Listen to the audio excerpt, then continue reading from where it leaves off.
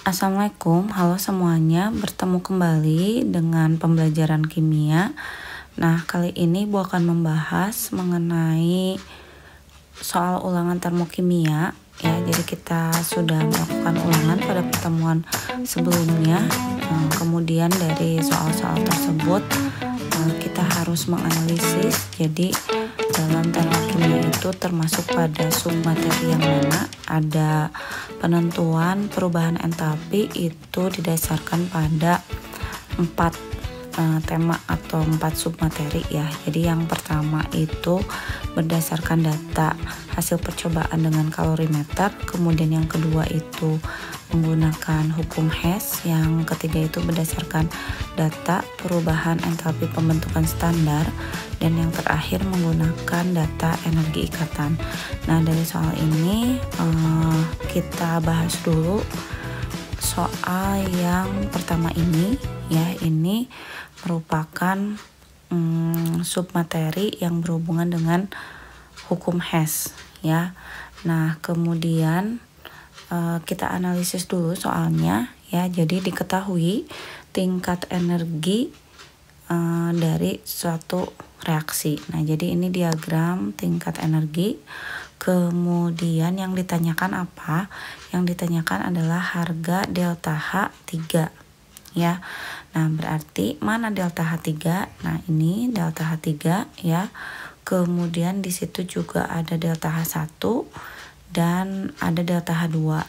Nah, kemudian kita cari hubungannya ya. Jadi karena delta H1 ini dilihat itu diagramnya itu dia itu paling panjang ya dari atas sampai ke bawah, maka kita dapat menghubungkan delta H1 itu sama dengan delta H2 ya, kemudian ditambah delta H3. Nah, namun delta H3 ini lihat tanda panahnya itu dia itu ke atas ya, jadi tidak sejalur.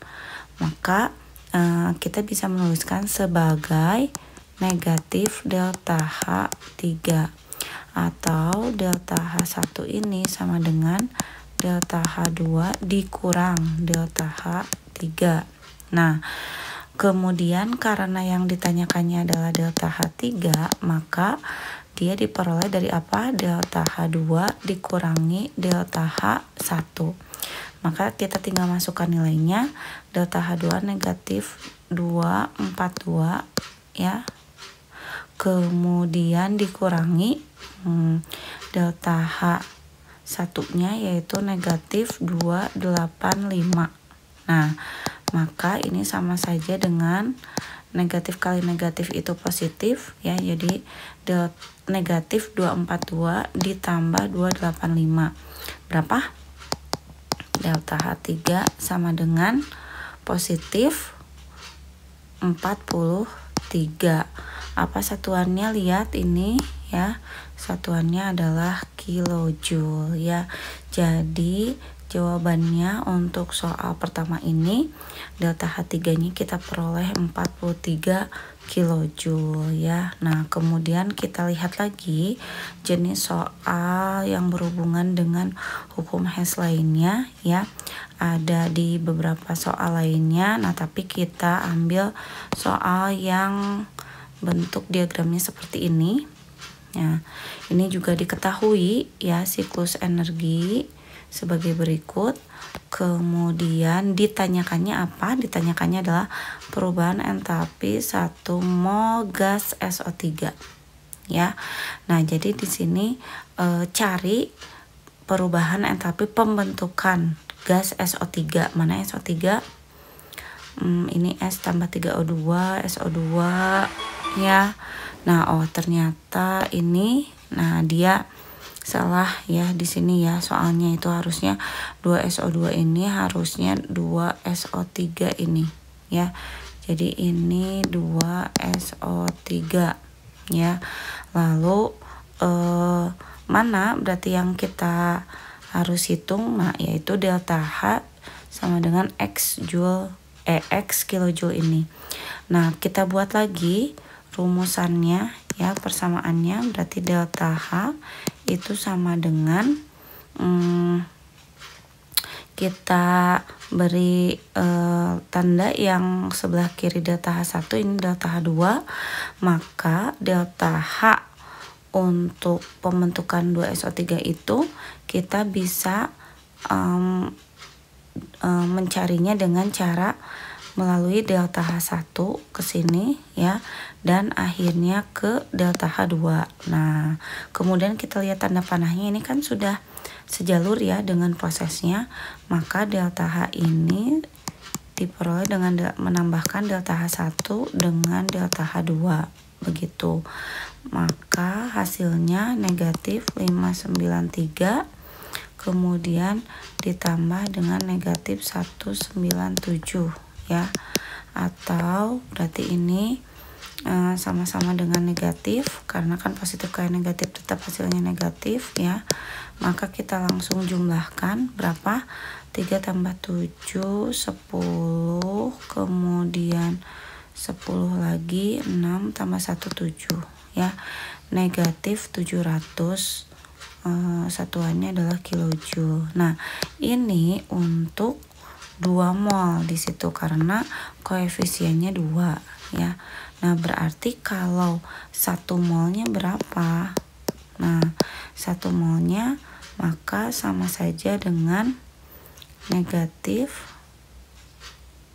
700 ya dibagi 2 sama dengan negatif 350 kilojoule ya ini ya. Jadi untuk 1 molnya itu negatif 350 kilojoule ya. Selanjutnya kita lihat soal berikutnya ya. Nah, jadi di soal ini diketahui data entalpi pembentukan standar ya. Nah, kemudian yang ditanyakan apa? Yang ditanyakannya adalah berapa entalpi pembakaran standar dari pembakaran etanol. Kemudian ini sudah ada reaksinya. Nah, jadi kita mengikuti reaksi yang sudah menjadi petunjuk di soal tersebut. Kemudian ini merupakan materi yang berhubungan dengan penentuan perubahan entalpi itu berdasarkan data pembentukan entalpi standar. Nah, kemudian kita ingat-ingat ya, jadi rumusnya itu apa? Jadi rumusnya itu untuk menentukan delta H reaksi itu sama dengan jumlah ya dari entalpi pembentukan standar produk begitu dikurangi dari jumlah dari entalpi pembentukan standar reaksi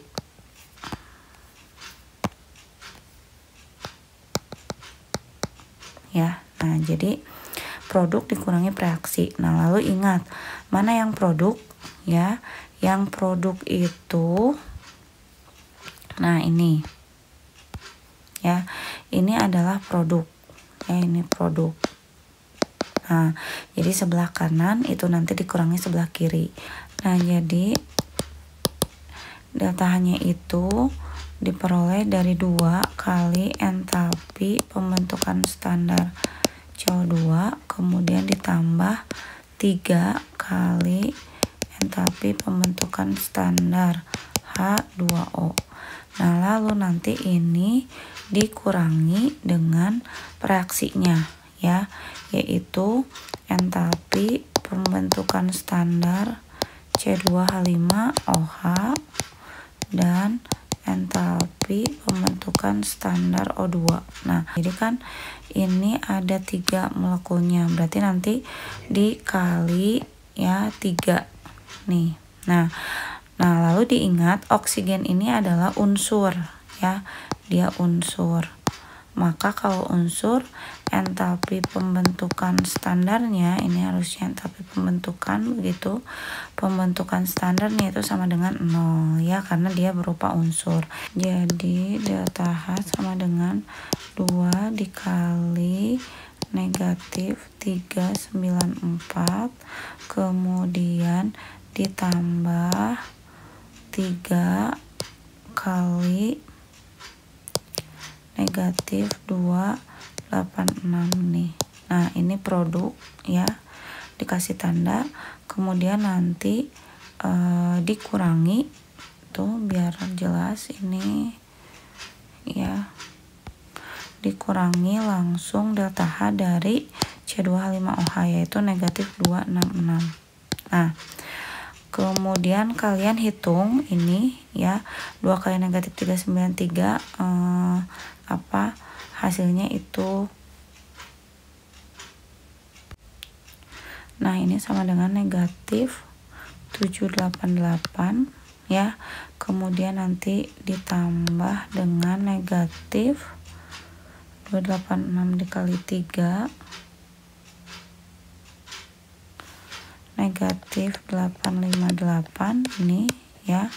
Kemudian negatif kali negatif hasilnya positif 266. Nah, kemudian hasilnya berapa? Ini kan sama saja dengan negatif 788 dikurangi 858 ya. Maka ini nanti dia dijumlahkan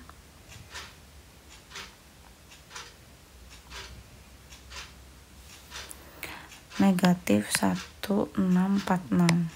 Nah, ditambah dengan 266. Artinya nanti dikurang ya, 266 sama dengan ini negatif 1 negatif 1380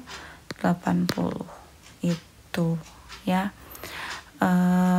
Kemudian tidak ada keterangan lainnya berapa mol dan lain sebagainya, berarti sudah sesuai. Nah, maka jawabannya adalah negatif 138 mol kilojoule per mol. Nah, ini sudah ya, seperti itu. Lalu kita lanjutkan ke soal yang lainnya. Nah, kalau kita lihat soal berikutnya ini, nah, diketahui energi ikatan rata-rata ya. Jadi selanjutnya itu ada jenis soal energi ikatan rata-rata ya. Kemudian sama yang ini juga energi ikatan rata-rata ya. Kita akan bahas soal yang ini saja. Nah ya, oke.